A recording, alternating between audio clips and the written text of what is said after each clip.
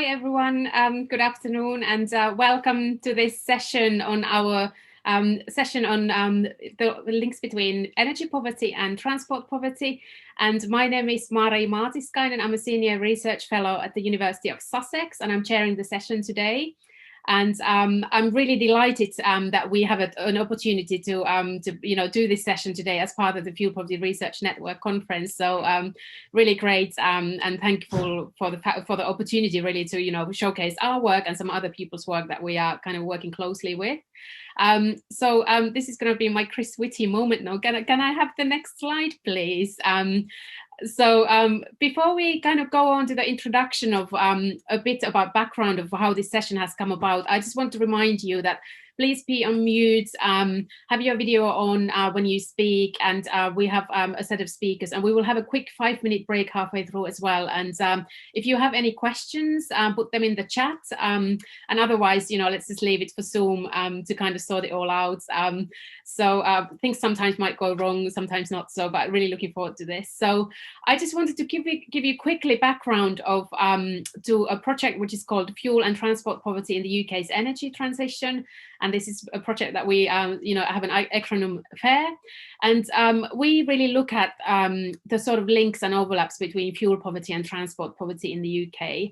And this project is part of a larger centre, CREDS, which is the Centre for Research into Energy Demand Solutions. We have a 3-year project which started last year, just before the pandemic hit. So it was quite exciting to start the project, and then, pandemic hits. But in any case, it's a UK-wide project. We will be looking at all 4 nations in the UK, and we really want to see where overlaps between fuel poverty and transport poverty, or energy poverty and transport poverty take place.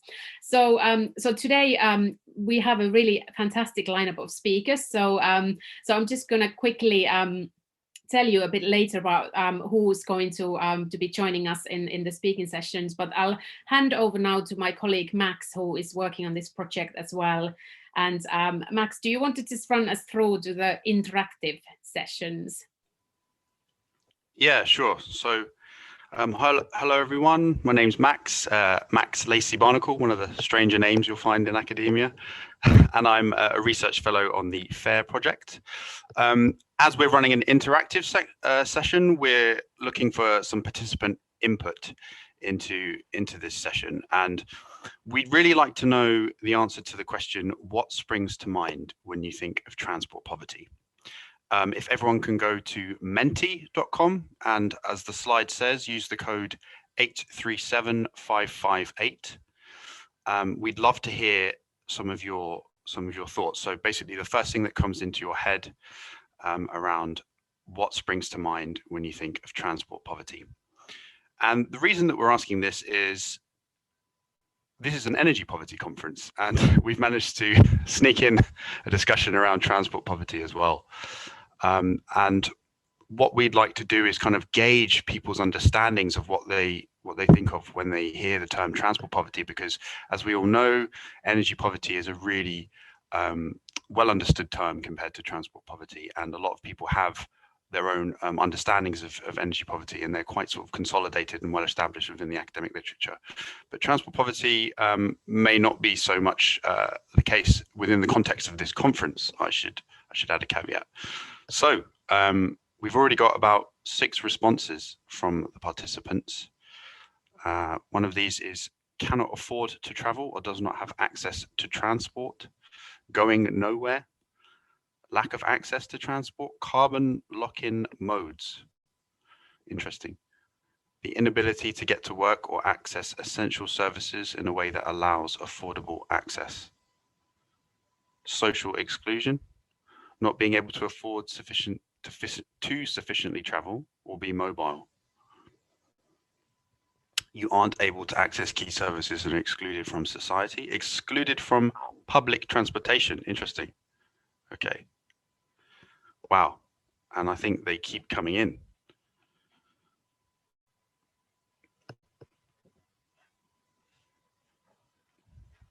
And has the Menti slide, could we have it back? Thank you.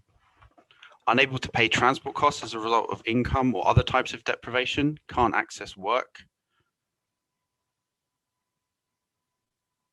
Wow. And I've got someone on the right here that I need to move. Being unable to buy a connecting ticket to a neighboring town, needing to buy 2 tickets for work when on low income.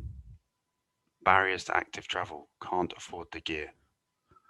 Okay, interesting. There's the responses keep coming in, which is fantastic, because we might draw upon this scrolling grid when it comes to the discussion after the presentations. But as this is an interactive session, we want everyone to be able to ask questions after each presentation, and then we can refer back to this once we enter into the discussion, which is about 15 minutes, I believe.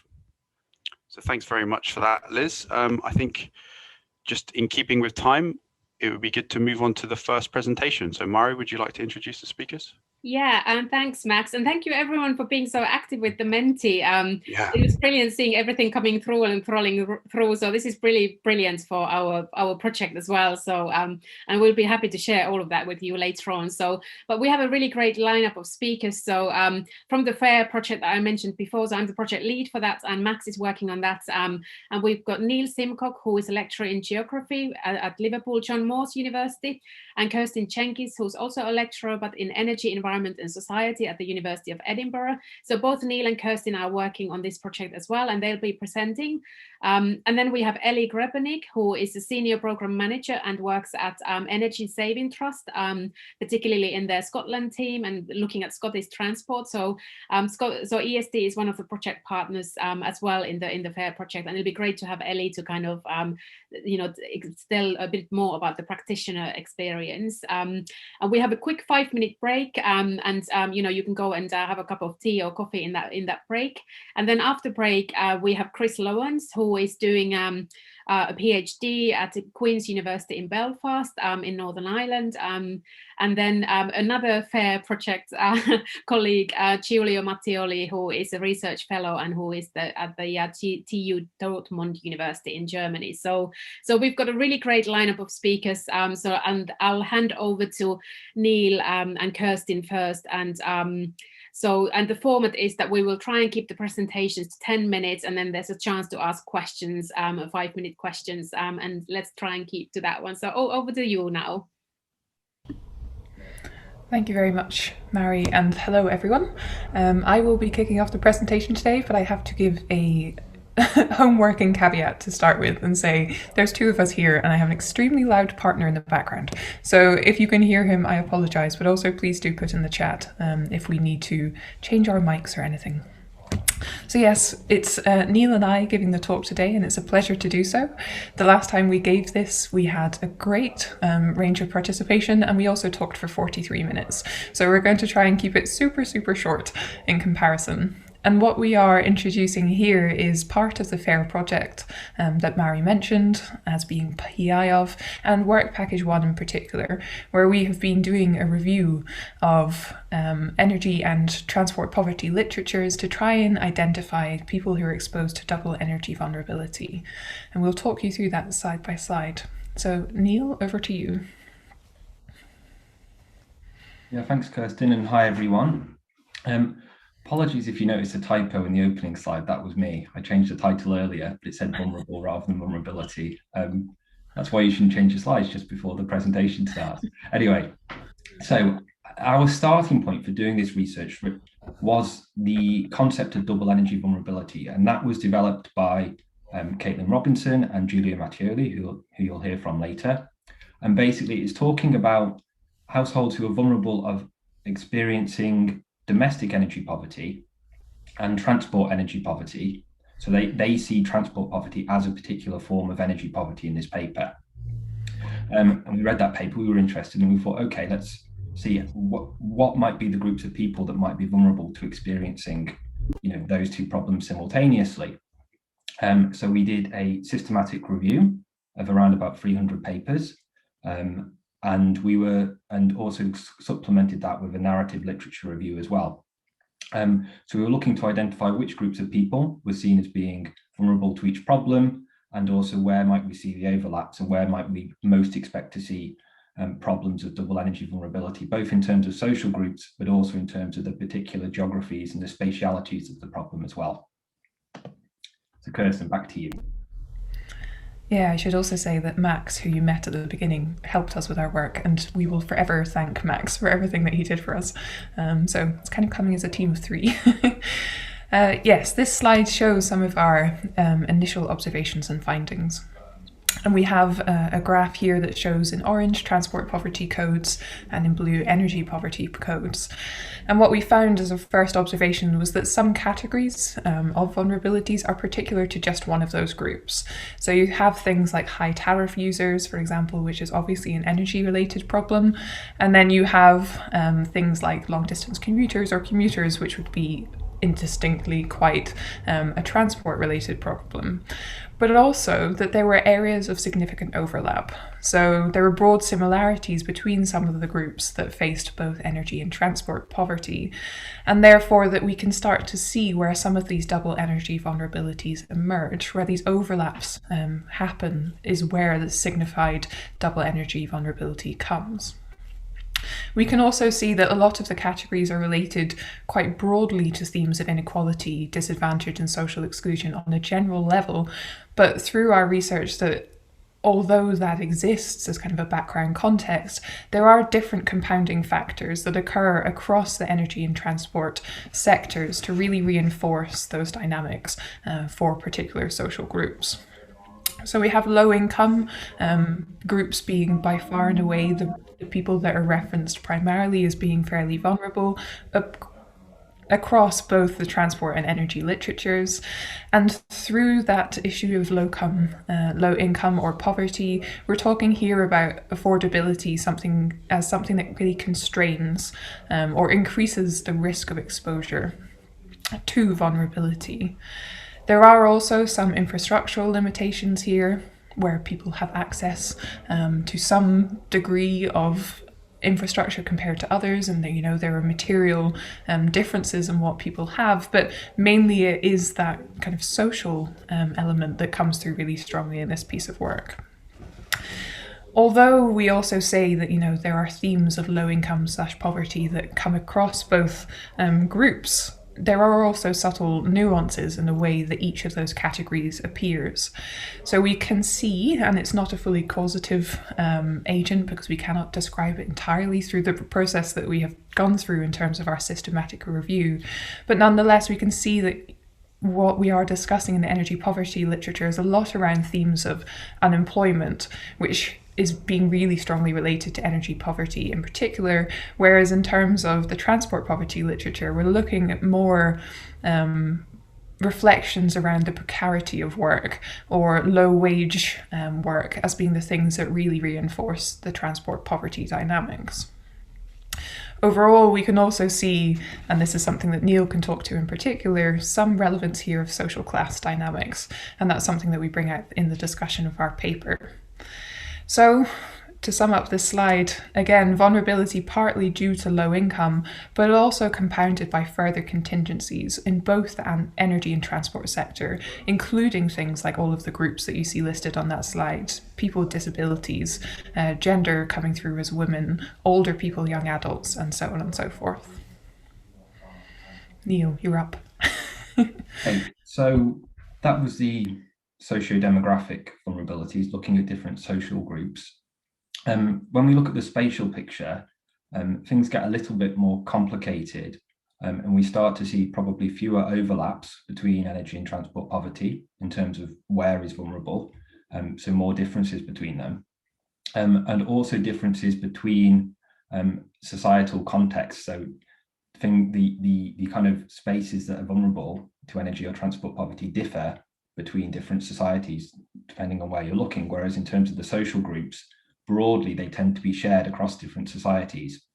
So the table I have here is only the results for the UK basically, or England in particular, purely because to talk about all the different contexts it will just get far too complicated. So I'm just going to take you through the England picture, and here you can start to see some differences. So if we take the urban space, the red text is factors that increase the risk of either energy or transport poverty, and the green text is factors that might decrease the risk and make you less vulnerable.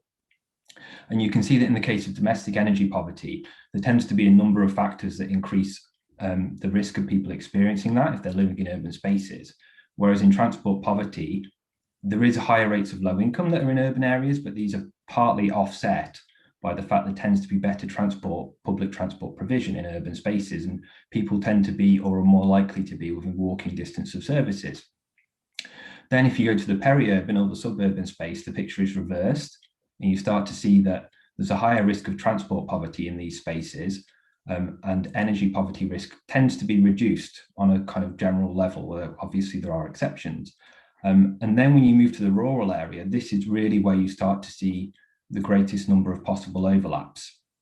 So there's a number of factors that increase the risk of energy poverty, domestic energy poverty, so lack of connection to a gas network. You have higher rates of detached homes, which means they need more energy to heat typically, and higher rates of under-occupation as well.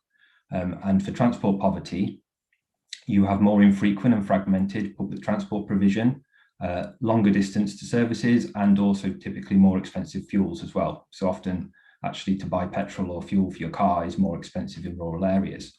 So really, if you look at this picture in the UK, you could say that it would be rural areas where you'd expect to see the highest vulnerability to energy and transport poverty simultaneously. If you took a different context, you might see a different picture. So for example, the United States, like the UK, you have high rates of income poverty living in the urban inner city, but also in the US, outside of New York, you tend to have a very poor public transport system. So therefore, you may also have an opportunity for double energy vulnerability in the urban area in the US as well. So it depends on where you're looking, basically, and this table would look different if you took a different context. Neil, 2 minutes left. I'm sorry, I don't know if you saw my 2 minutes. Yeah. Okay, great. Yeah. No pressure. Okay, so in conclusion, very rapidly, we've got 3 kind of main takeaway messages. And the first is, alongside some of these differences, we do see the substantial degree of overlap in energy poverty and transport poverty vulnerabilities, but particularly through this notion of compounding variables, where the more you add on, the more likely you are to suffer. And that's what Neil's fancy diagram shows. Yes, and well, I guess the final conclusion that we have, I suppose, we're thinking about how could we actually go about tackling this. So we talked about targeted and tailored interventions. So by that, we really mean when you're considering a policy that maybe is to address energy poverty, really taking a sort of cross-sectoral approach and considering also what might the implications of that be for transport poverty as well. It also means that we feel we need to look at the underlying inequalities in society. So in many ways, actually, these are problems that lie beyond simply energy and transport policy. And often you could see by the social groups that are vulnerable. Kirsten talked about how often these are groups that are disadvantaged in general, right? So we're talking about deep structural change in society that's required, not only policies related to energy and transport. So we'll leave it there. And I think that's just about 10 minutes. That's brilliant. That was exactly just under 10 minutes. So perfect. Thank you so much, Neil and Kirsten. And so we have a question already now in the chat, and it's from William Baker. I don't know, William, if you want to read out the question yourself. I'm also happy to read it out for you. Which category, i.e. urban, rural, peri-urban, do you assign market towns to? How do you define a market town? I think that's probably quite a UK term, isn't it? So do you have an answer to that?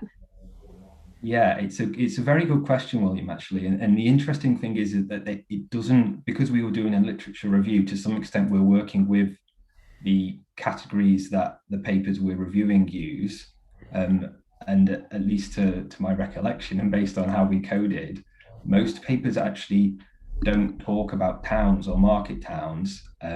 Maybe there was 1 or 2. I think in the energy poverty, there was a couple of papers in the US, but because the number was so small, we didn't show it in that chart there. But basically, I think it's maybe the reason for that is partly because towns kind of have an ambiguous, market towns have an ambiguous kind of, in terms of where they fit in that category of urban rural.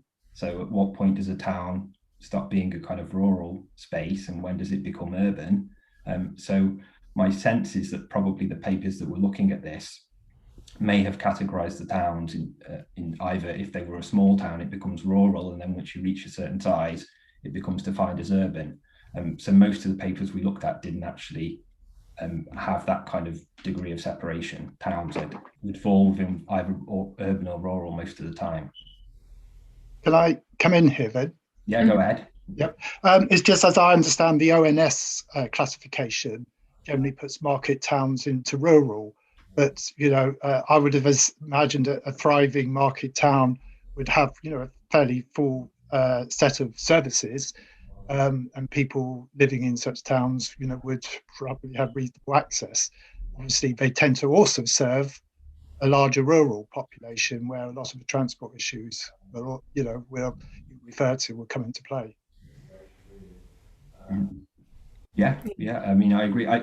In terms of services, I guess you would say that it has services in the sense of a school and shops, but probably most people that lived in the town don't work in the town. So there's still services in the sense of needing to commute to a place of work that's different from where you live, if you see what I mean. So it's not within the actual. Whereas if you're living in the urban conurbation, there's a good chance that you may also be working in that same conurbation. But yeah, I take the point, absolutely. Are there any other questions? If anyone wants to ask a question, do put it in the chat. I can ask one while we wait. We've got a couple of minutes. Neil and Kirsten, was there anything when you were doing your review that you kind of found surprising or surprised you? Because you both have quite a lot of expertise in the area already, and you are familiar with the concept. So I'm just wondering, was there anything that you thought, actually, I wasn't expecting that?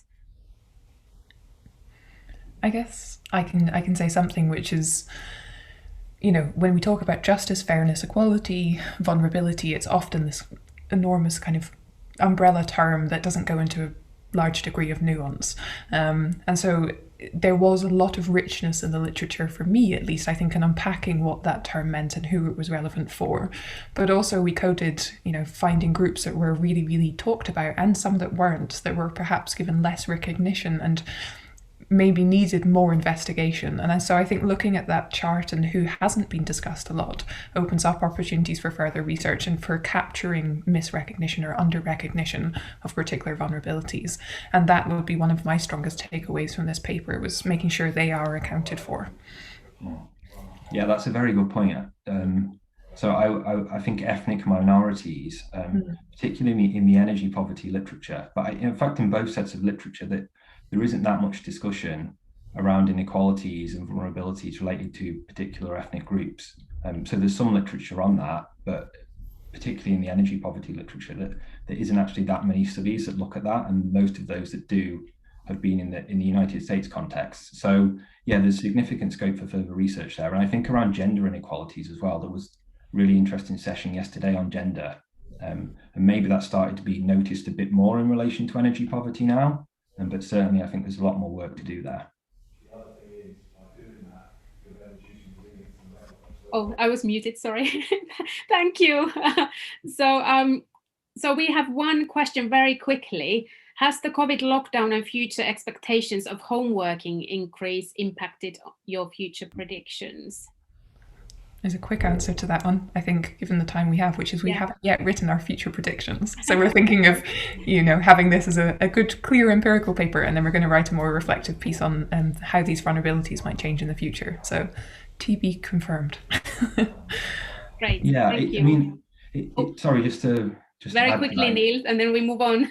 Okay. Yeah, it's it's interesting, isn't it? Because the sort of attention there, because obviously if you increase home working, which has actually been, even before COVID, that was kind of proposed by some people as a low carbon policy, because you reduce transport, right, and emissions from that. But on the one hand, you're increasing energy costs. People need to heat their home more, especially in the winter, using appliances, etc. But also potentially you're reducing commuting costs. So I don't know exactly what it means overall in terms of household budgets, and does it mean more spending overall, or is it a case of, yes, the energy bills go up a bit, but actually the saving on transport costs is more for some people? So actually there's a net saving there. But yeah, it's an interesting one, and one that maybe we'll write, as Kirsten said, a future paper about. Great. Well, thank you, Neil and Kirsten, and keep the questions coming in the chat. And I'll next hand over to Ellie Grebinick, who is a Senior Programme Manager at Energy Saving Trust in Scotland, and bringing us more of a kind of practitioner view on all of this. So Ellie, over to you. Thanks so much. Excellent presentation there from Neil and Kirsten as well. And hopefully my presentation is going to outline, as you say, what's happening on the ground in Scotland in order to help reduce inequalities in Scottish transport. So next slide, please. My name is Ellie Grebinick and I work for the Energy Saving Trust in the Scottish Transport team. And the Energy Saving Trust is working to address the climate emergency both within the UK and also further afield. You can generally say that our projects are split into energy and transport. And as I've mentioned before, my presentation today is going to be looking at transport specifically in Scotland. Next slide, please. So I'm going to whiz through this slide as we're on a very, very tight time frame. But effectively in Scotland, we're funded on an annual basis by Transport Scotland, which is part of the Scottish Government. And we currently deliver a programme of activities consisting of around 15 individual projects. We're funded by the Low Carbon Economy Directorate, who are looking at electrification and decarbonisation primarily, the Active Travel Directorate, who unsurprisingly are focused on active travel and bus, and finally the Roads Directorate, who are looking at air quality and specifically low emission zones. Overall, the aim of our work is focused on promoting the sustainable transport hierarchy. So as we actually just mentioned, the top of this hierarchy should be, do we need to travel full stop? None of us have been travelling very much for the last 12 months. So we know that that is now an option. If you do have to travel, can you travel actively? Walking, cycling, wheeling, e-bikes, cargo bikes, and adapted cycles. Then you've got shared mobility, public transport, car clubs, and finally electric vehicles. The two at the bottom there are obviously the more carbon intensive ways of travelling. So we like to talk to consumers and businesses, find out how they are, where they are on this hierarchy and how they can move up and shift up. We offer solutions in the form of support and advice, but also some grant and loan funded programmes, some of which I'll go into later on in this presentation. And overall, we really just want to encourage the widespread uptake of sustainable transport across Scotland, improving local air quality and reducing CO2 emissions from road transport. Next slide, please. So what's the Scottish Government doing as a whole? So about a year ago, they published the revised version of the National Transport Strategy, which set out their aims and ambitions and where they want to be in the next few years or 10 years or so with regard to transport. And underpinning this strategy were 4 key priority areas: reducing inequalities, taking climate action, helping to deliver inclusive economic growth, and improving our health and well-being. So the fact that the Scottish Government have put kind of foremost of their strategy, reducing inequalities, shows that they're taking transport poverty and helping to minimise that gap really seriously with their policy and also their funding decisions. Next slide, please. In terms of Energy Saving Trust then, the next few slides are going to look at specifically some of the programmes that my team are delivering on behalf of Transport Scotland that really have this transport poverty, reducing inequalities aspect at its heart. So first up, we've got our Home Energy Scotland Advice Network. So this is a free, impartial consumer advice tool available to absolutely everybody in Scotland. You can either free phone on the free phone number at the top right-hand side there. There's internet, website access, and also when COVID allows, we attend events and conferences to give people face-to-face advice. Now, primarily this advice is actually focused around those for people living in fuel poverty. So we've got a package of advice focused on how to help people insulate their homes in winter, how to repair or replace a boiler, where they can get funding from if they need that. But also included in this is transport advice, so how to travel more sustainably and how to save money. So this puts us in a really unique position where we can engage with people who might otherwise not be thinking about sustainable transport and help them to realise that they can save money and carbon by switching the way they travel. On the right-hand side, you can see a quick graph. So the left-hand side of that graph is looking at people who have contacted us about transport primarily. And on the right-hand side, it's people who have contacted us about something else, could be, heating their home, how to save water, and we've given them transport advice in that package of advice that we've given them.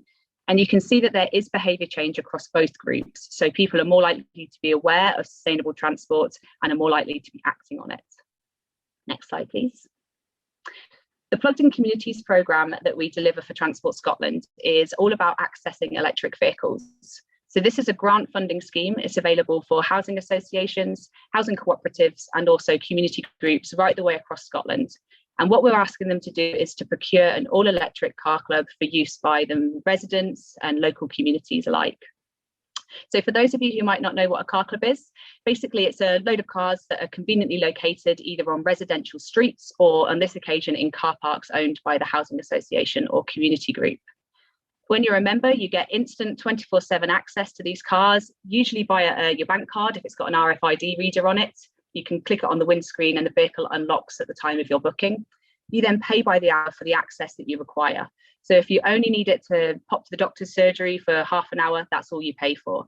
It's not a half a day or a day minimum rental. And also you can pick it up and drop it off whenever you like to.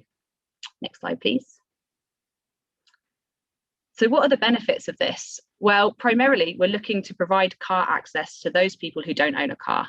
That might be a decision that they don't own a car because they might not need one and they've done the cost benefit analysis and actually they've made that choice. Or it might be people who can't afford a car but actually do or would require access to a vehicle if possible. Also, there's a group of people here that might come out in the discussion, but people who are kind of forced car ownership. So they have a car because they have to have a vehicle. Maybe they work shifts and public transport isn't suitable for them. Maybe they can't access active travel forms.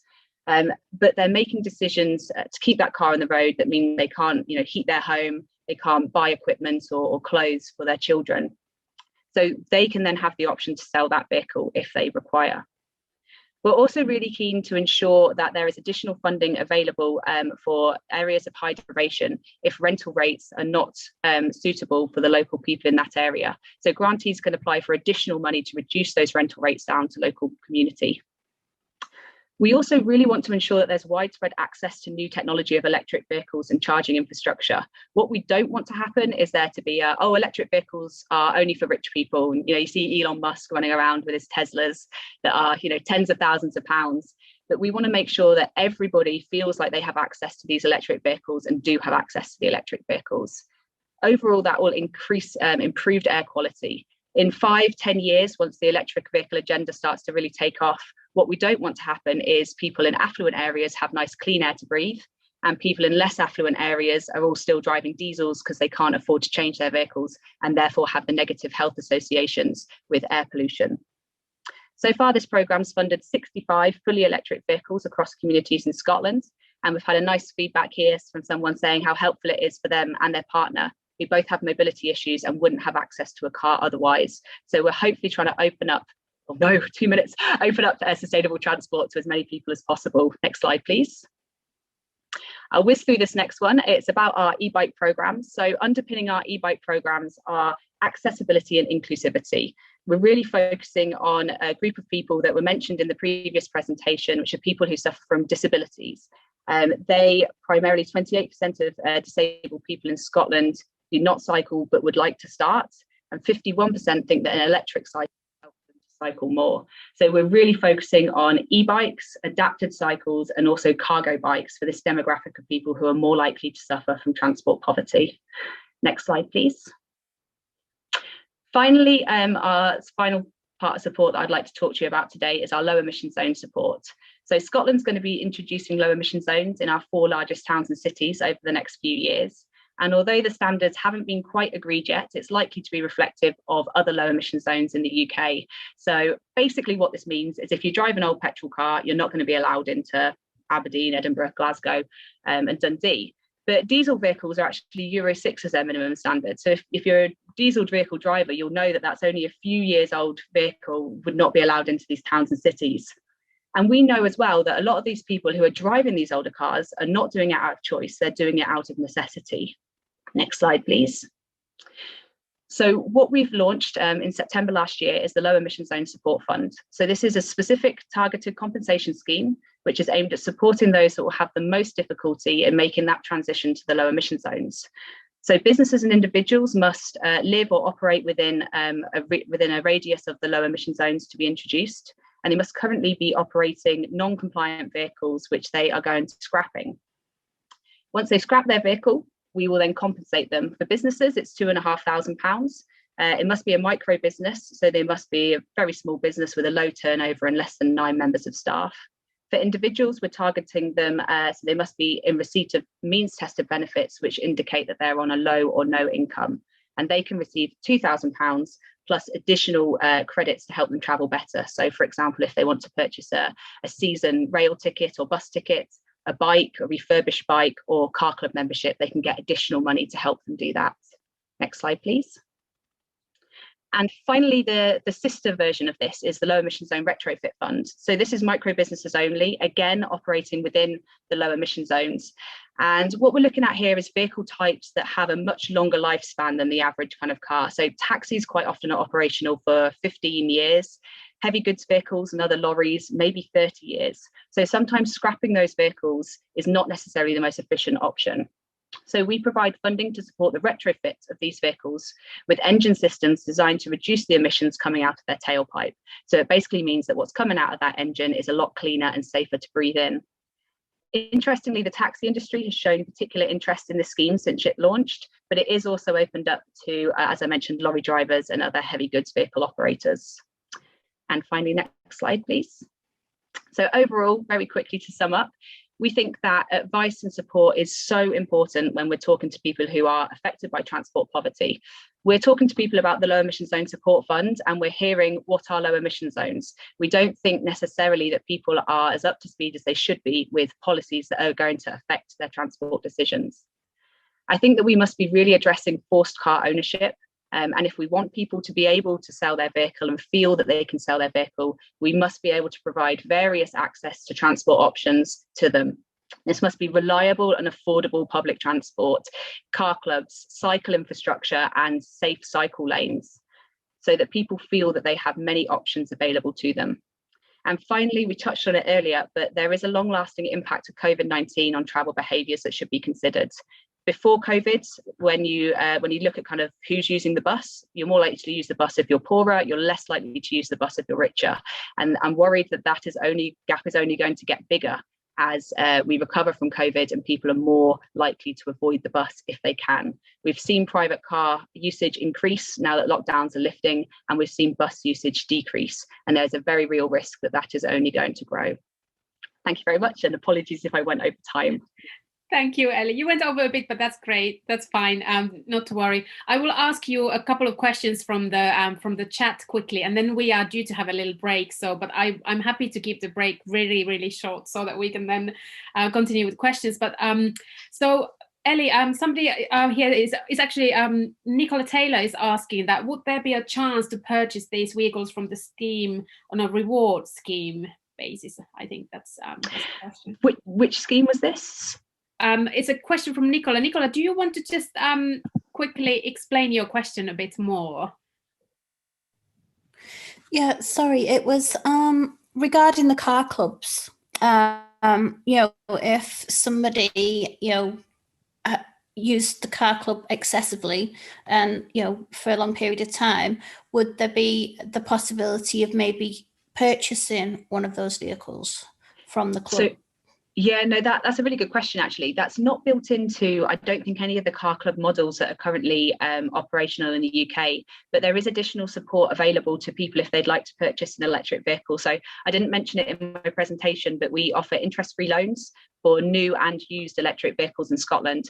And at the moment, you can actually pick up, just a plug here if anyone's on the market for a used electric vehicle, you can pick up a used electric vehicle for about £10,000 to £15,000. So if that's interest free over 5 years, you're looking at repayments of around £150 a month. So if you're spending more than that on your car club membership and usage, it would make sense in the longer term to purchase one, but there'd be other options available to you there. All right, thank you. Great, thanks. Thanks both.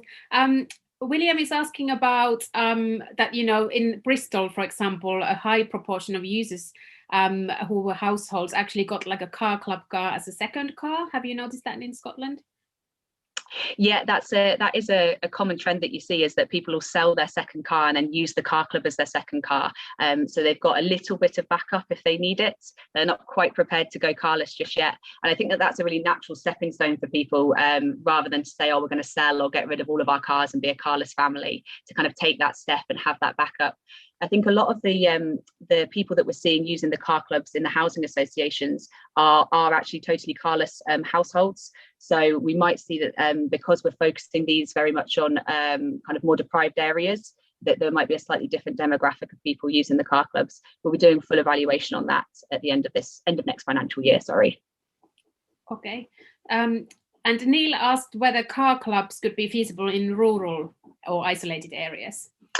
Yeah, well, this is it. This is where I think funding from government needs to come in. I think if you're looking to introduce a financially sustainable car club model in a very rural area, it would be very, very challenging to make that financially stack up, especially if it's an electric car. For electric cars, you've got the additional cost up front of actually purchasing or leasing that car.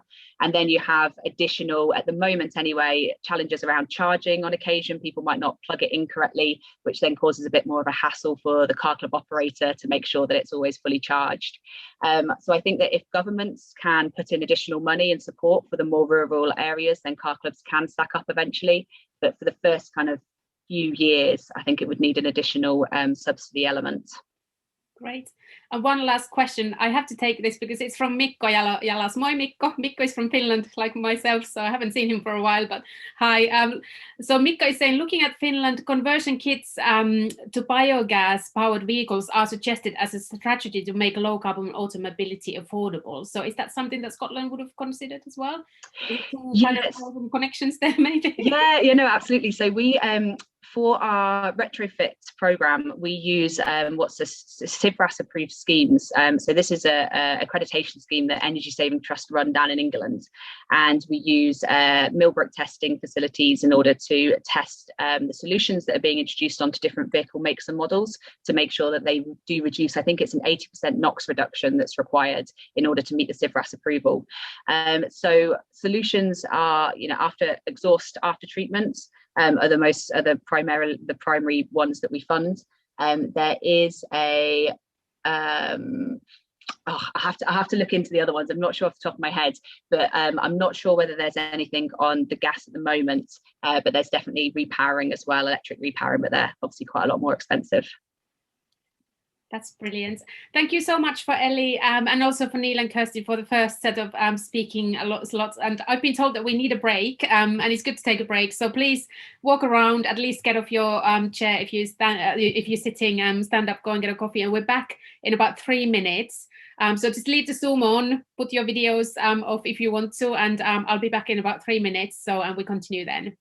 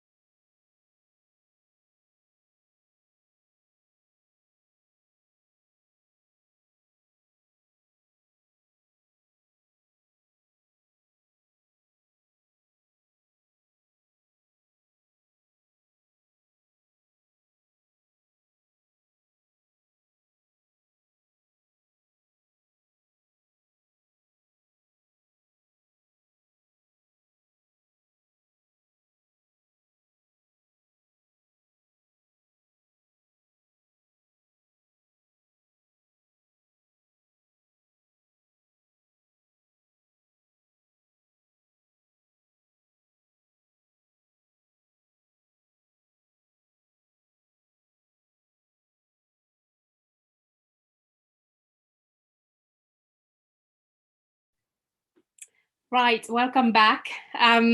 So we now continue. I hope you had a nice break. It was probably the shortest break ever. But it's good to have a little bit of a break anyway. So we now have Chris and then Giulio presenting. So Chris, over to you. And I should have said earlier on, but I did this like halfway through the other presenters that this is going to be the 2-minute thing. So I hope you can see it okay. So over to you.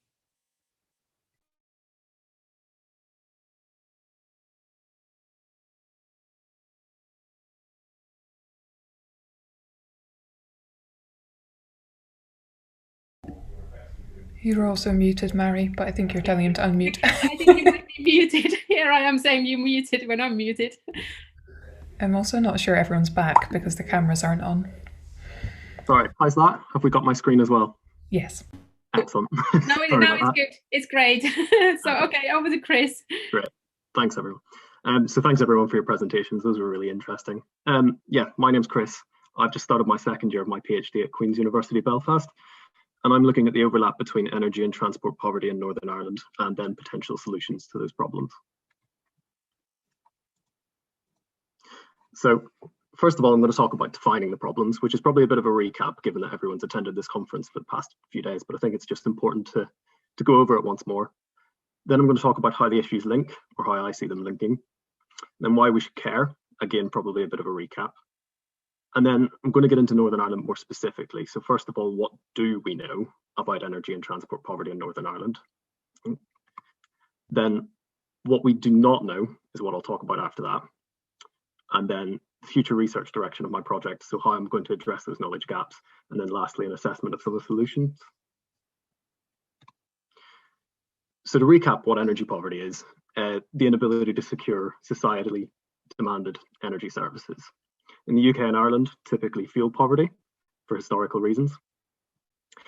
And then the contributors to this problem is household income, cost of fuel, the efficiency of your home, your heating system, and your appliances, the occupancy rate of your building, the ability of occupants to use energy efficiently in that building, then again, the attitudes to energy use, the responsiveness to price signals, and the ability of the householders to adapt to new technologies. And then we come to transport poverty. And so transport poverty is the enforced lack of mobility services required to participate in society. And in turn, this is overarching and comprised of affordability, the options available to you, and the accessibility of the services that you're trying to get to. And the contributors of those are the cost of transport, the options available to you, the availability of those options, the location, the accessibility of services, the quantity of time that you spend traveling, and then the safety of the transport options that you have available. And this diagram shows how I see these conditions overlapping. So the factors concerning energy poverty are in blue, transport poverty exclusively are in red, and then purple, you see the overlaps. So I'll just pause and let everyone have a quick scan of that slide. And so why do we care? Well, between 2011 and 2017 in the UK, almost 17,000 deaths, premature deaths, were attributed to cold housing and fuel poverty. It affects up to 125 million energy households across the EU. And then transport poverty. Transport poverty restricts access to employment, depressing the economy. Air pollution causes difficulties for people with health conditions, increases difficulties for the disabled, and so on. And then this year in the UK, we saw our first air pollution death ruling by the High Court. A young schoolgirl in London was ruled to have died, and air pollution was seen as a key cause. And then what do we know about fuel poverty in Northern Ireland? Well, the most recent statistics say that 22% of households were fuel poor in 2016. And if you look at the map, the west of the country dominates. So analysing the drivers of that condition, 78% of those households had incomes below £15,599 per year. So quite clearly, income poverty plays a very strong role in fuel poverty. Efficiency and technology. So 26% of private rented properties, i.e. properties where people cannot choose to change their heating technology or to improve their insulation or so on, were fuel poor, whilst 23% of owner occupied were also fuel poor. So there's not a great discrepancy in those. Cost and efficiency. We know that improving building fabrics works to alleviate fuel poverty. The Northern Ireland Housing Executive has, over the past 15 years, gone on a big retrofitting scheme, and we've seen the number of fuel poor social houses decline from 37% in 2006 to 10% in 2016. And then again, going back to combining these factors, over half of pre-1919 dwellings were fuel poor in 2016. Just to come back to the map again, older properties dominate in the west of the country, and also Northern Ireland's gas grid hasn't gone into those areas either. So the option to choose a lower cost heating technology isn't available to those people.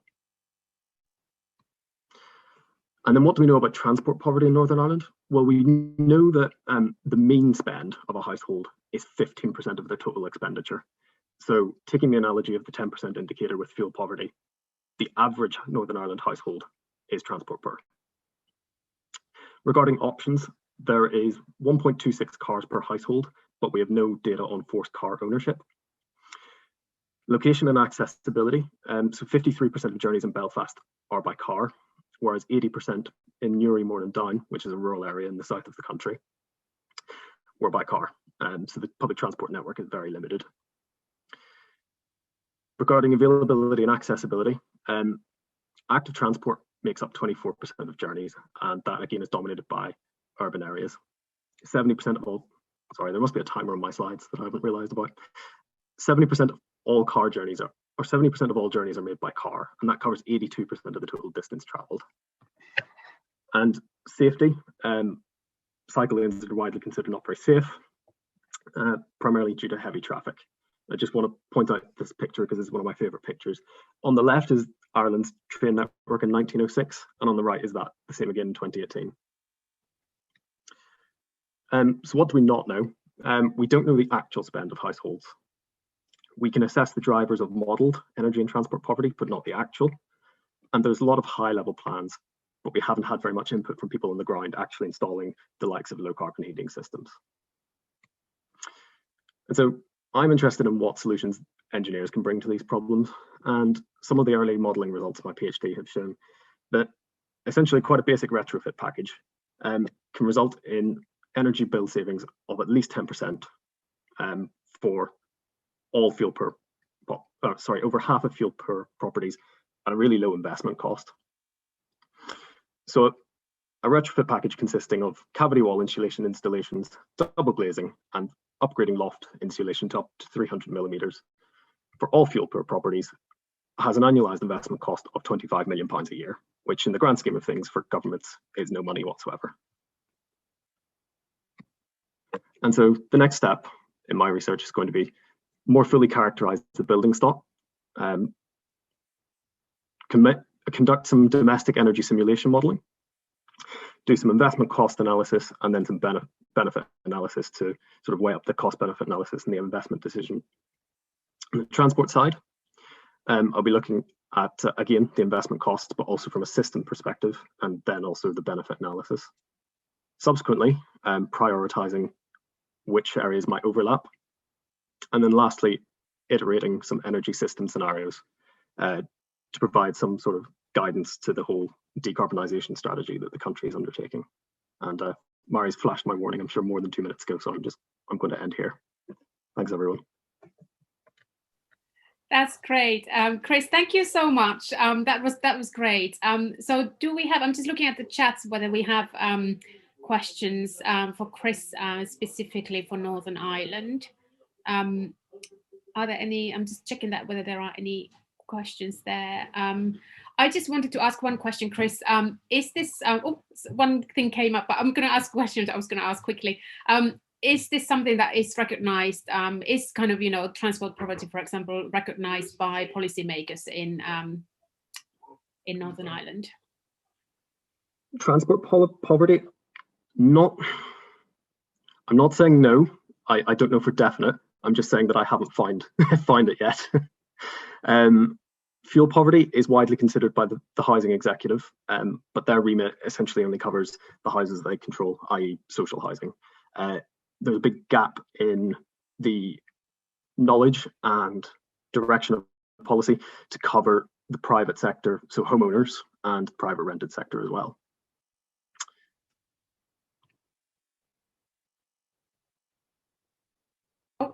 Great, thank you. And let's have a look. I'm sorry about the background noise. It's like homeschooling and all that stuff. So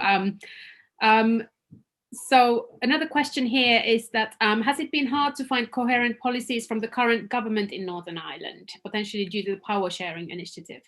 Yes, though I would say that's due to an overstretched civil service, which replicates most of Westminster's functions.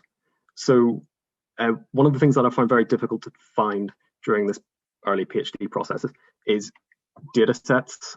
So for instance, you will find the living costs survey. I can't remember the name of it, but there's one that essentially the Northern Ireland Civil Service collects all this data, boils it up, hands it to Westminster, and Westminster publishes UK-wide estimates, but you can't get the Northern Ireland specific data. So yeah, just to bring it back to my original point, I think it's an overstretched civil service rather than a lack of ministerial direction. Thank you. There's a question from Pedro about whether there are any vulnerable populations in a situation where they are having to choose between domestic energy service provision and transportation. And this is actually something that we are looking at in the FAIR project in particular, seeing whether people have to choose between, I know that, it's very common knowledge that people have to choose between eating and heating, but is there actually, instances where they have to choose between transport and energy? And we are finding some of that evidence already, but have you come across that in your research? That's my very next step. So across the next 6 months, I intend to survey households. And one of the things that I'll be asking them is essentially a prioritization of their expenditure and how they see energy services being traded off against transport services. The data in these areas are purely modeled. There is no actual spend or actual behavioral data. Okay, and that actually links to, there was a question earlier that it was Caroline Porto Valente asked a question about food insecurity. And that's, again, something that we've come across quite a lot in our initial data, and that might probably be something that comes across. So Caroline, sorry, I didn't get your question earlier. And there was one from Gordon as well, and we will get to that in the later discussion. But I'll take one more question for you, which is about the use of heating oil in Northern Ireland. How easy do you think it will be to decarbonise heating in Northern Ireland because of the use of heating oil? Quite a lot of that. Yeah, so the rule of thumb with which I'm approaching the decarbonisation assessment is if a house is not already on the gas grid and it is in a rural area, it will be assessed for heat pump installation. Though I do think there's a bit of a gap between high-level plans which assess heat pumps and electrification of heating versus what engineers on the ground actually think about the suitability of installing those technologies in such properties. So that'll be something that I will assess. Okay, that's great. Great. I think that's probably all the questions. I think, okay, there's one question that is asking about if there are any sort of potential, that question was already, any potential policies, this hasn't been asked yet, that might help address energy and transport poverty simultaneously. So if there are any, quick answer, and then it's next presentation. That's my next step. Okay, that's next as well. Okay, yeah, I thought that all the policies were coming next. So, Chris, thank you so much for joining our session. It was brilliant. And now I have a really special thing, because I hear that, well, this was on Twitter earlier today, that apparently we have the best graphic in the next presentation. So I'll leave it for you to judge. But Giulio Mattioli is presenting next. So Giulio, over to you. Right. Hello, everyone. I hope you can see it all right, hear me all right. And well, yeah. Great. So this presentation will be about vulnerability to motor fuel price increases, and I have more slides in a minute, so we'll have to go pretty quickly. This is some work that I've been doing with Marco Dugato at the Catholic University in Milan, and I just had a slide setting this work in the context of this session. We know that transport poverty, we've seen it in this session. It's a multifaceted issue. It's difficult to define. It's more than just the transport equivalent of energy poverty. We can probably spend hours talking about that. There are papers about that and so on, unpicking this analogy. But and we know that like many aspects are not of transport poverty are not primarily energy related, or not even primarily affordability related. But in this short presentation, I will focus on a very specific aspect of transport poverty, which is vulnerability to motor fuel price increases, which happens to be both energy related and affordability related. And I will present some spatial mapping that we've done for Italy. So unlike there's at least one presentation in this session is not about the UK. So what about increasing fuel prices? This is something that I thought like fits very well in the topic of this conference, because, for example, the EU is claiming that it wants to reduce emissions by 90% by 2050. And one of the ways in which it wants to do it is to have prices that reflect impact on the environment. That would include in some way or form an increase in fuel prices. But we also know that these tend to be extremely politically controversial. Just think about the French yellow vests. So what about vulnerability and the way in which I'm using this term in this work? There are some pretty established definitions of vulnerability as a three-partite concept having to do with exposure, sensitivity, and adaptive capacity to a stress, which in this case is increases to fuel price increases. I won't get into all the definitions here. I assume you're all familiar with them, but when it comes to fuel price increases, basically exposure is how much people spend for fuel.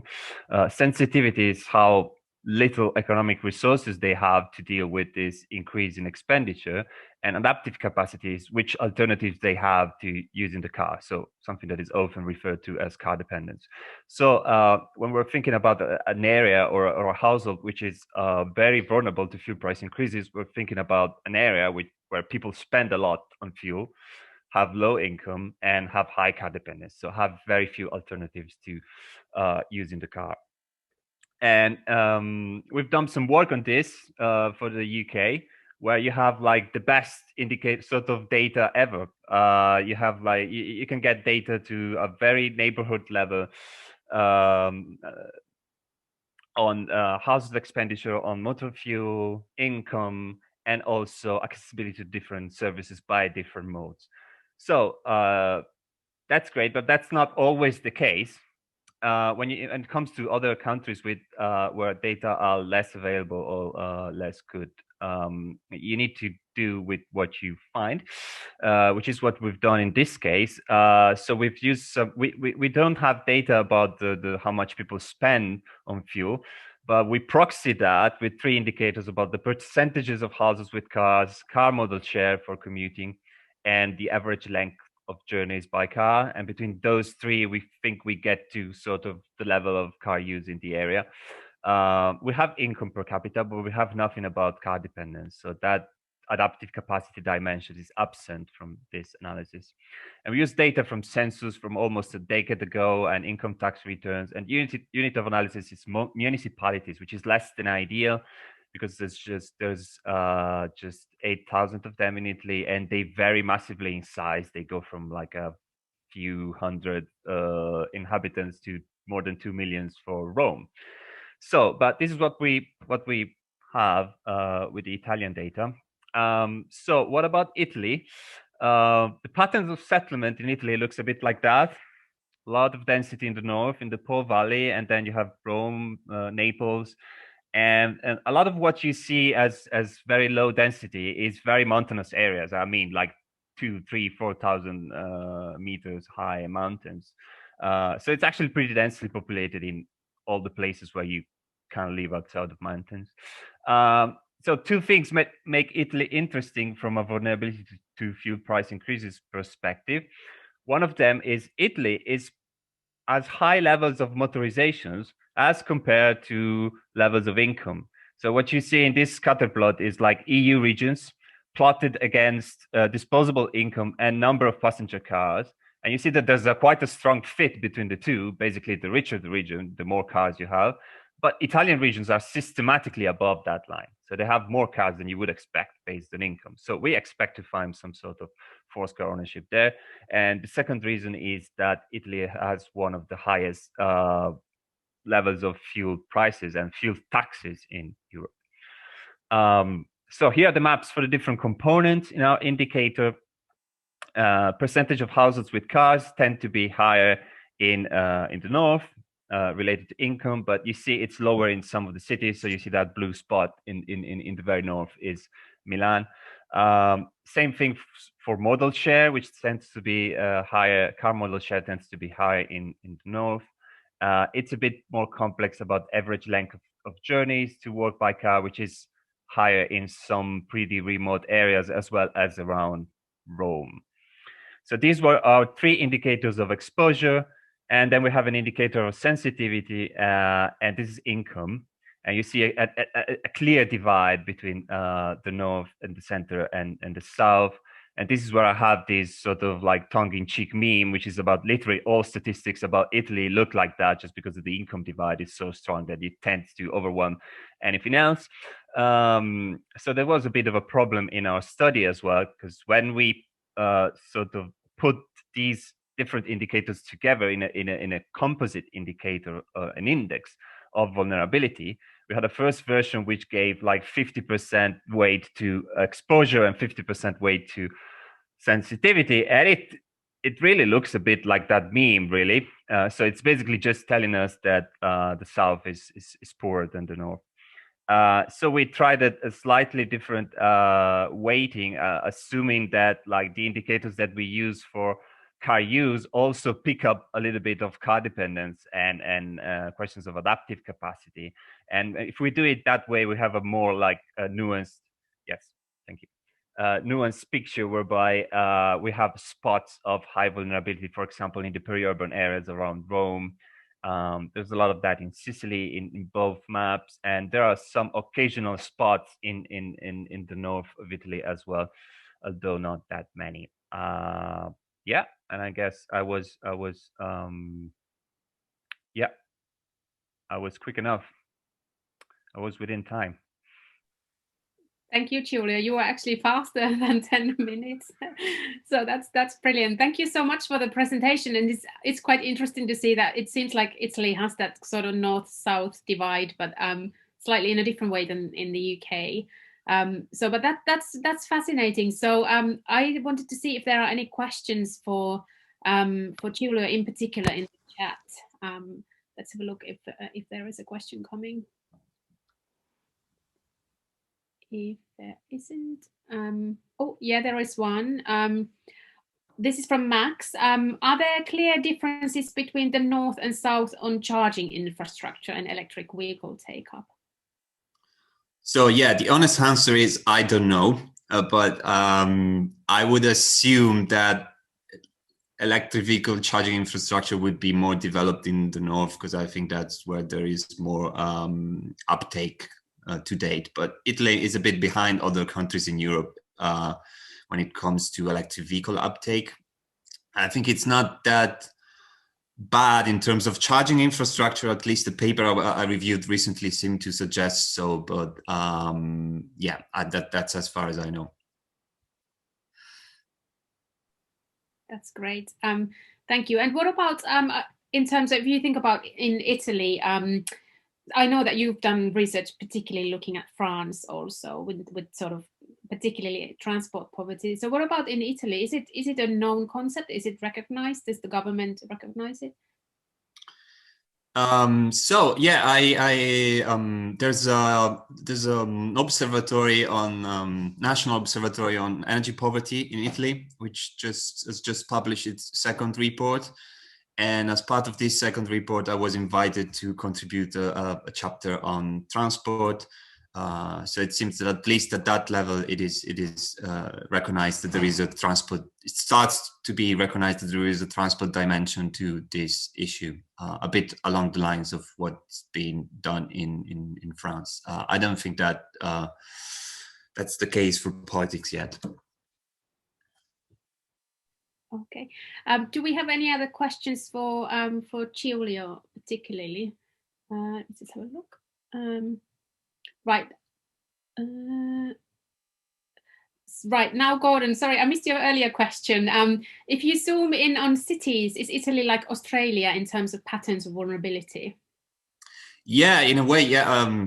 Yeah, good point. Because the thing, particularly in northern Italy, the cores of urban areas are much more affluent than the peripheral and suburban and peri-urban areas. It's a bit the reverse of what you would see in the UK, right, or in England. So in England, you will have deprived inner cities and wealthy suburbs, and in most Italian cities, at least in the north, I think it's more complex in the south, but at least in the north, it's the other way around. So like medieval city center will be wealthy, and then the further you get from there. So there's almost that creates that sort of situation where you have sort of a double whammy for households in the suburbs, because they tend to be lower income and also more car dependent.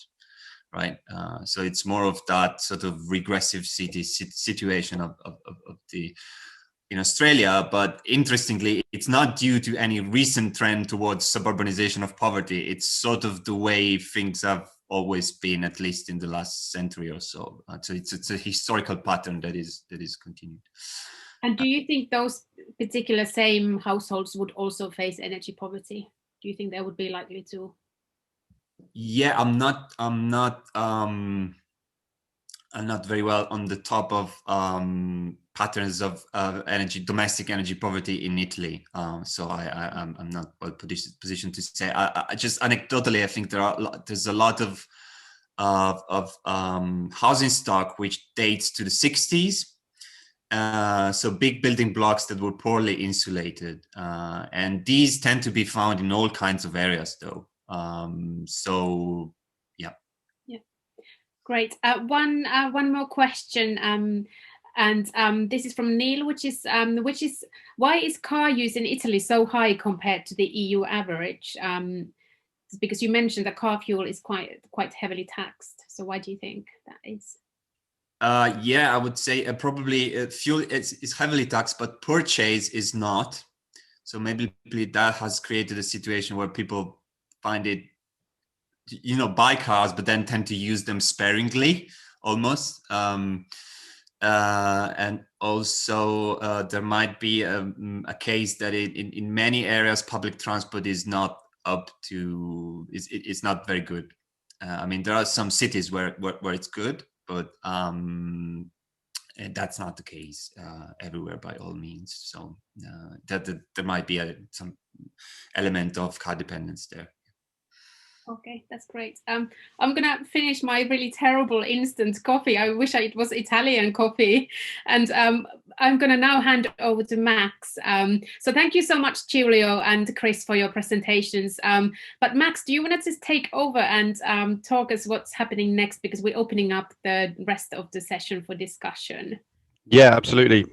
So I'd like to open up this session for a discussion so everyone can participate, and I'd also like to start first, seeing as there's unanswered questions in the chat, with getting 3 people who asked questions that were not answered to ask their questions if they feel comfortable with turning on their cameras and asking them. So we have Gordon Walker, we have Caroline Porto, and we have Pedro Palmer. And Gordon Walker and Caroline were asking questions to Neil and Kirsten, but I believe both Chris and Giulio can chip in, and Pedro Palmer was asking a question during Chris's presentation, but given the nature of the question, I believe others can contribute as well. So Gordon, hello. Yeah, thanks everyone. It's been really interesting sitting in the dark anonymously listening to you all, and having cups of tea where you didn't realise I was having cups of tea. So my question was about the fragmentation of rural poverty. So it's well known that rural poverty is very sort of dispersed and sort of easily hidden by the average statistics and so on. And I was wondering how that plays into both rural energy poverty and rural transport poverty. So is that sort of dispersal and hidden nature of those phenomena, and particularly challenging for actually doing anything about the combination of those problems.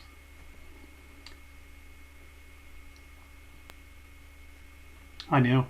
Yeah, I mean, does anyone else want to go, by the way? I feel like I've spoken a lot.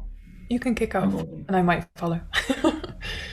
Yeah, it's a good question.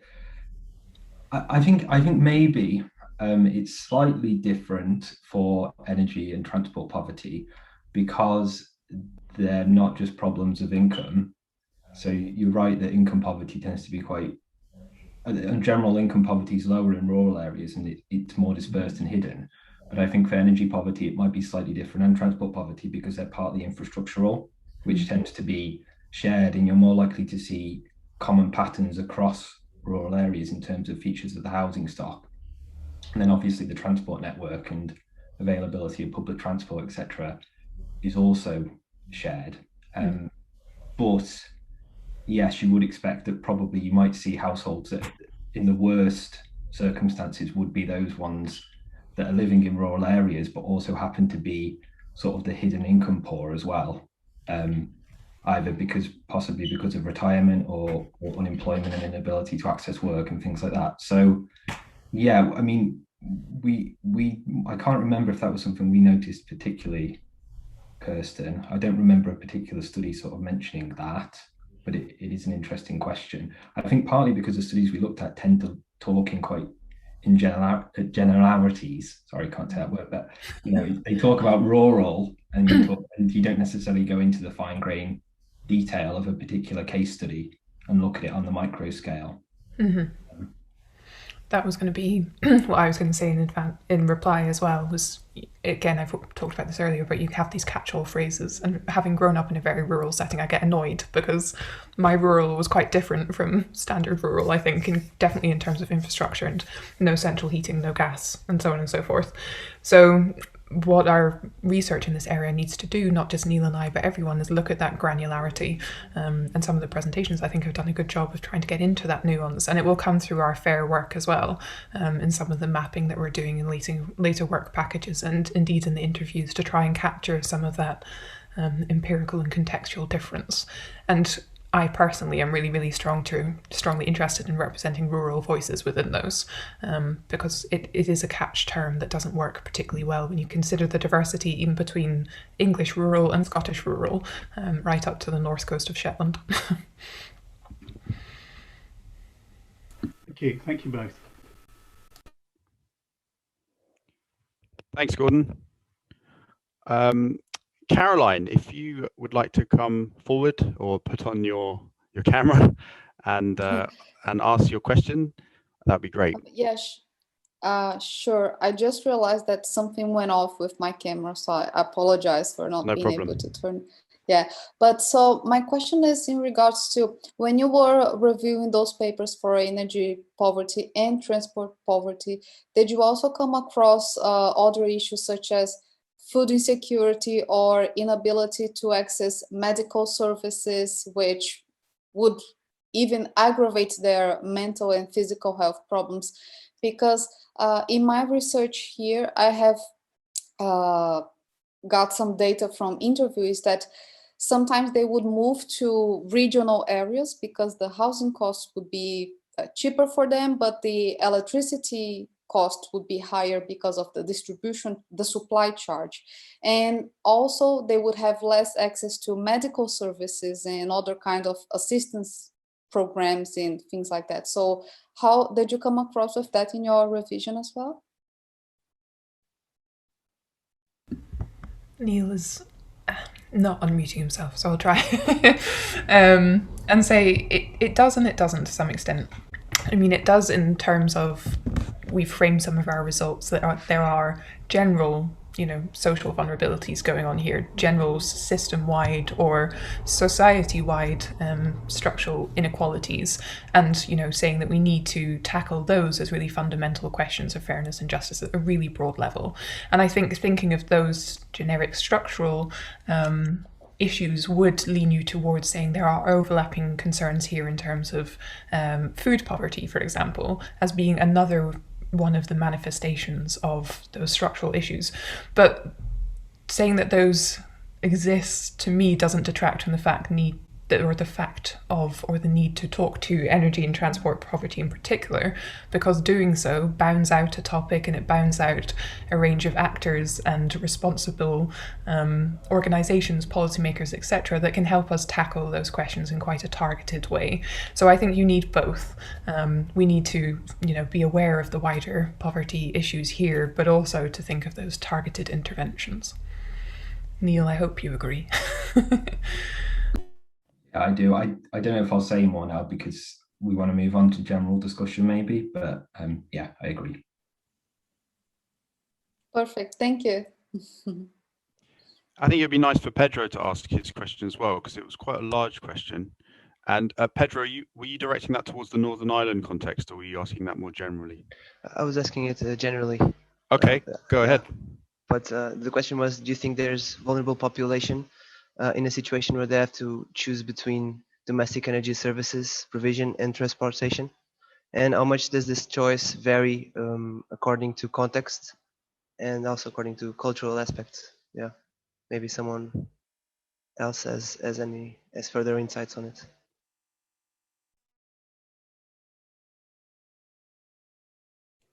Would anyone like to take that?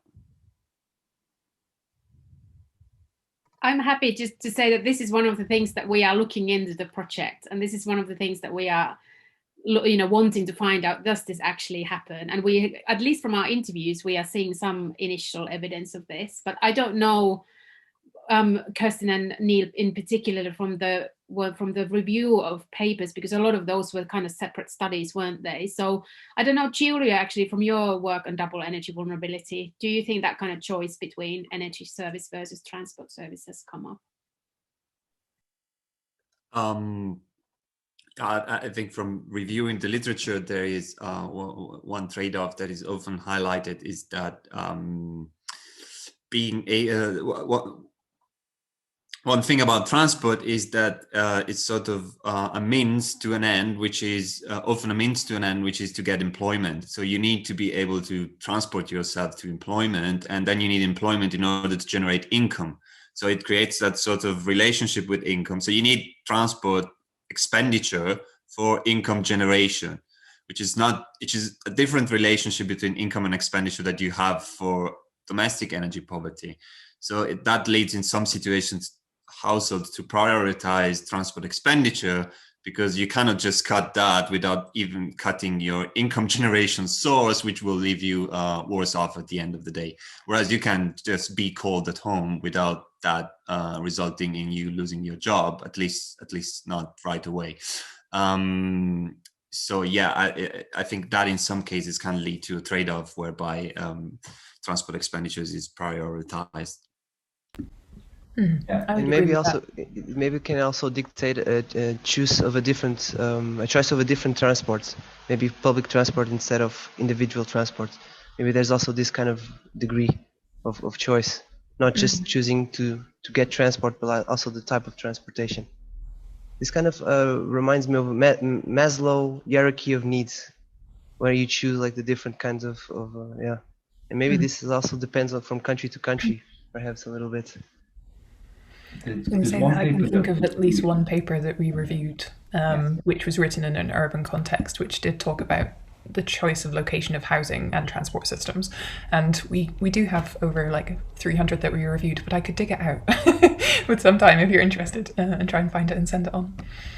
Yeah, there's one paper that comes to mind. It was actually in a special issue that Julio co-edited in France, and I think it's by Nathalie Autar, and she's talking about peri-urban households in France.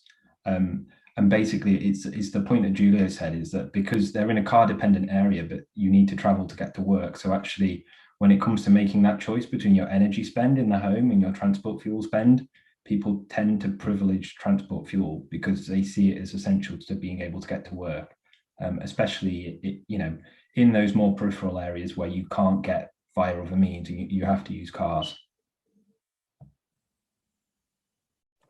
Chris, did you want to add something there? Yeah, I was just going to jump in just to speak specifically on the context and cultural aspect.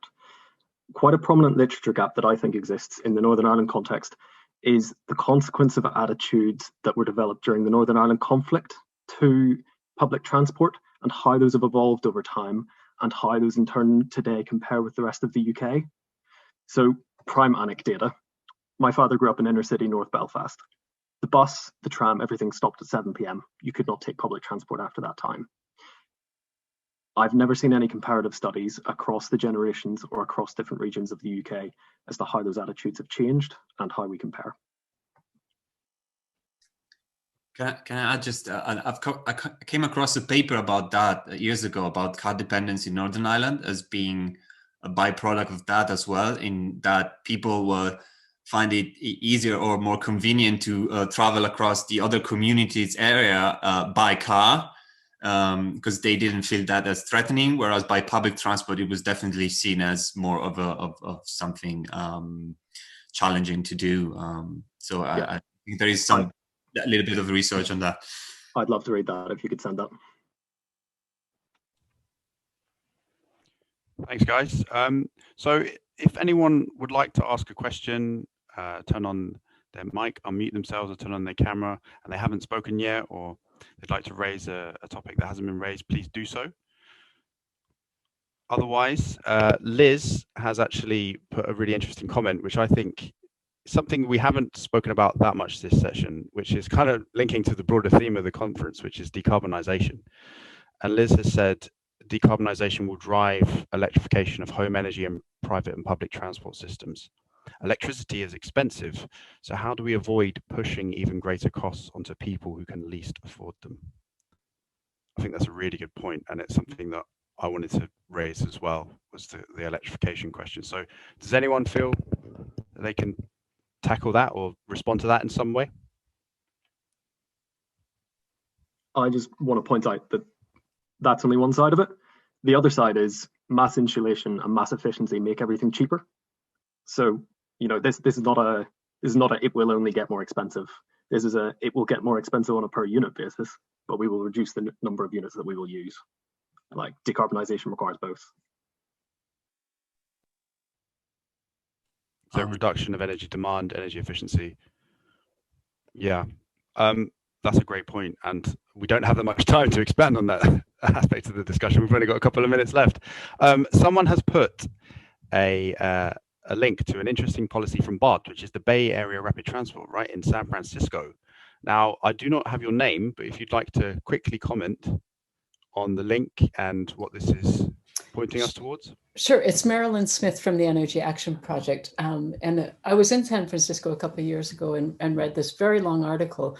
And the transit system has recognized that they have very valuable land around the metro stations. And so they're building housing on that land, but reserving a part of it for low-income people so that low-income people have access to public transport. So I think it's a really interesting, you know, it's a public transit entity deciding to do something that relates to housing. That's really interesting, and the role of housing is coming up quite a lot in our fieldwork in the FAIR project, and that sounds like a really interesting policy. So I'll definitely save that link. Thank you very much for that. And I think we're going to have to wrap up here. Max, thank you so much. I'm wondering, can we see the Menti before we all go off? Is it possible that we can see it? If someone can show it to us. So so I think if you go onto the menti.com and have a look at what everyone else has added, as in what they think, this is brilliant. I mean, we've had so many thoughts come through. I'm just wondering if there's any specific, Max, that you would have seen that you think, you know, this kind of sums it up really nicely, or is it just too complex to put it in one choice from there? Corresponds incredibly well with the literature. Lack of access, affordability, remoteness, geography, exclusion. Something that it doesn't cover very well is decarbonisation, though, which I guess is the point of the entire session in this conference. And I don't know if I saw anyone talk about decarbonisation in these responses, which is very interesting, which shows that we need to confront decarbonisation if it's going to pose some serious problems in the context of increasing energy poverty and transport poverty. Yeah. Correct me if I'm wrong. If there is someone that has put something in there about decarbonisation and how it relates to these two things, to energy and transport poverty, then please speak now. Great. Otherwise, yeah, that's my brief analysis. Thank you. And thank you to our speakers, and thank you to our participants. Thank you for all the questions. Thank you for taking part. And I hope that we have opened up the box of, transport poverty and energy poverty and the potential overlaps and links between the two. And I put a link to our project earlier in the chat. So please do go on the website, get in touch with any of us. We're all kind of available publicly on emails and Twitters and whatever, wherever you Google us and you can find us. So really, thank you so much. And I hope you enjoy the rest of the conference as well. So have a good afternoon.